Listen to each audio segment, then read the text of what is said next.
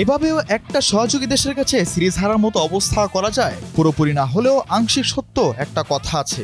আরব আমিরাতের বিপক্ষে এমন শোচনীয় অবস্থা দেখার পর সমর্থকরা বলতেই পারেন সুখে থাকলে নাকি ভূতে কিলায়। 2 ম্যাচের সিরিজ খেলতে গিয়ে আরব আমিরাতে 1 ম্যাচ বাড়ানোটাই মনে হয় ভুল হয়েছে বাংলাদেশ ক্রিকেট দলের। 2 ম্যাচের টি-20 সিরিজ খেলতে আরব আমিরাতের উদ্দেশ্যে যাত্রা করে লিটন গং। যাত্রার আগে ক্লোজ ডোর অনুশীলন করেন টাইগাররা। মন মানসিকতা দেখে বোঝার জন্যই এই দলই গিয়ে আরব আমিরাতে নেমে যাবে সান্ডা খোঁজার মিশনে। টাইগাররা উড়াল দিল আরব আমিরাতের উদ্দেশ্যে। মিশন ইম্পসিবলের আরব আমিরাতের ভার্সন। দুবাই আন্তর্জাতিক বিমানবন্দরে পা রাখতেই টাইগারদের সঙ্গে সেলফি নিতে ভক্তদের আগমন। সেই ভক্তরা হয়তো ভেবেছিলেন মিশন ইম্পসিবলকে পসিবল করবেন শান্ত বাহিনী।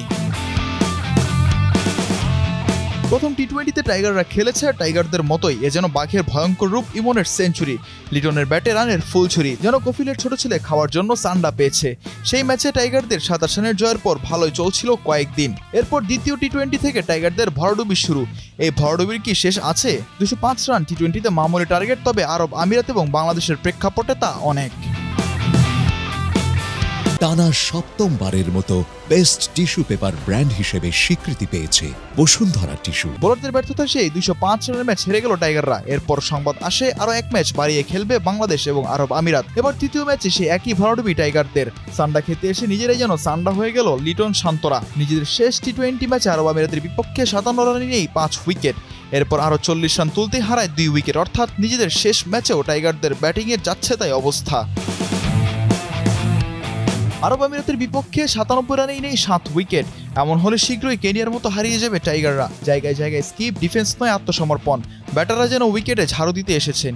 কেউ ইনিংস করতে নয়, সবাই যেন হুড়োহুড়ি করে ফিরতে টিকিট কাটছে। 3 ম্যাচের সিরিজের শেষ ম্যাচে সিরিজ বাঁচতে খেলতে নেমে এমন ব্যাটিং, ধ্বংসস্তূপে দাঁড়িয়ে কেউ কেউ চোখ কসলাচ্ছে।